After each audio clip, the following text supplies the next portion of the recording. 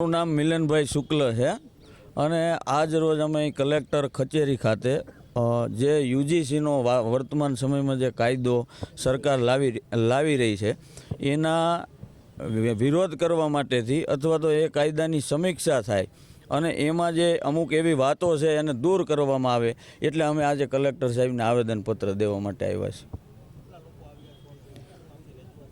અમે આજે બ્રહ્મ સમાજના ઘણા બધા યુવાનો આવ્યા છે, ક્ષત્રિય કરણી સેનાના પણ પદાધિકારીઓની ઉપસ્થિતિ છે ને અમુક લોકો હજી આવી પણ રહ્યા છે અને અમારી માંગણી એવી છે કે જે બિલ સરકાર લાવી છે, જે કાયદો સરકાર લાવી છે એનાથી વર્ગ વિગ્રહ વધારે ફેલાય, જાતિવાદ વધારે ફેલાય એવું અમને લાગે છે ને અમારા સવર્ણ બાળકો ક્યાંક ને ક્યાંક આનો ભોગ બને। એનું ઉદાહરણ સાથે હું તમને કહું તો અત્યારે ઓબીસીને પણ આમાં જોડે છે। તો ઘણી જ્ઞાતિઓ એવી છે કે જે બ્રાહ્મણોની પેટા જ્ઞાતિ હોય એ પણ ઓબીસીમાં છે, ક્ષત્રિયોની પેટા જ્ઞાતિ હોય એ પણ ઓબીસીમાં છે, ઘણી જ્ઞાતિઓ એવી છે ઉદાહરણ તરીકે ગુજરાતમાં ઓબીસીમાં આવતી હોય, બીજા રાજ્યમાં સવર્ણમાં આવતી હોય।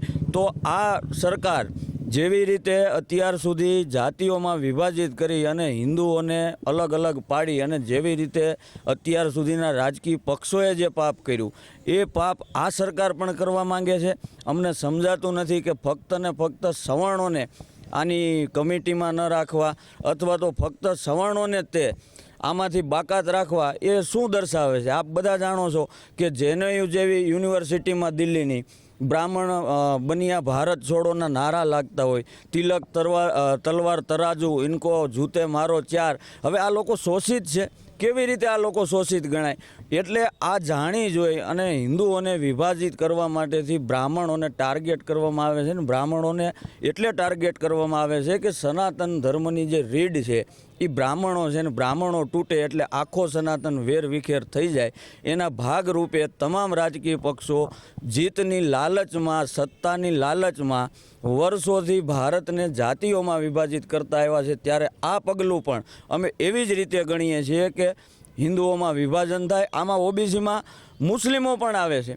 તો આ સરકાર કરવા શું માંગે છે મને સમજાતું નથી। એટલે અમારો ચોક્કસથી વિરોધ છે, અમારી સ્પષ્ટ માંગણી છે કે કાયદો દરેક માટે સમાન હોવો જોઈએ। અને હું તમને કહું અમે કોઈ આરક્ષણનો વિરોધ ક્યારેય કર્યો જ નથી। હમણાં જ આપણે બધાએ જોયું કે 40% પણ ડૉક્ટર બનશે છતાં પણ કોઈ બ્રાહ્મણ કે કોઈ ક્ષત્રિય કે કોઈ જૈન કે કોઈ સવર્ણ કાસ્ટનો લોકોએ આવી અને એનો વિરોધ કર્યો। અમને વિરોધ નથી, કારણ કે અમે અમારી યોગ્યતા અને ક્ષમતા ઉપર કદાચ ગમે એટલું આરક્ષણ આપે તો પણ અમે શ્રેષ્ઠ છીએ અને શ્રેષ્ઠ જગ્યાએ પહોંચવા માટે અમારા બાળકો સક્ષમ છે। પરંતુ જ્યારે ન્યાયની વાત આવે તો આ લોકશાહી છે અને શાસન દ્વારા જો કોઈ અમારા બાળકોને પ્રતાડિત કરાય એ ક્યારેય સાંખી લેવાની વાત ન હોય। અલગ અલગ જગ્યાએ ખૂબ આનો વિરોધ થઈ રહ્યો છે। એક મેજિસ્ટ્રેટ કક્ષાના કાયદાના જાણકાર વ્યક્તિએ કાલે બરેલીમાં આના વિરુદ્ધમાં રાજીનામું પણ આપ્યું છે અને આ ઉત્તર પ્રદેશમાંથી ભાજપાના ઘણા પદાધિકારીઓએ પણ લખનૌમાંથી રાજીનામા આપ્યા છે। ત્યારે સવર્ણ સાંસદો, સવર્ણ ધારાસભ્યોને પણ આ વિડીયોથી અને આપની ચેનલથી હું અપીલ કરું છું અને સાથે સાથે તમામ વર્ગના 18 વર્ગના, કારણ કે ઓબીસી કોઈ જાતિ નથી, ફરીથી હું રિપીટ કરું છું, ઓબીસી કોઈ જાતિ નથી, એ ફક્ત એવો સમૂહ છે કે જે જ્ઞાતિનો નેતા બળવાન હતો એને રાજકીય લાભ અપાવવા માટેથી એણે ઓબીસીમાં સમાવેશ કરવામાં આવ્યો છે। તો એમને પણ હું અપીલ કરું છું કે આ બધાય સાથે મળી અને આવા કાળા કાયદાનો વિરોધ કરવો જોઈએ।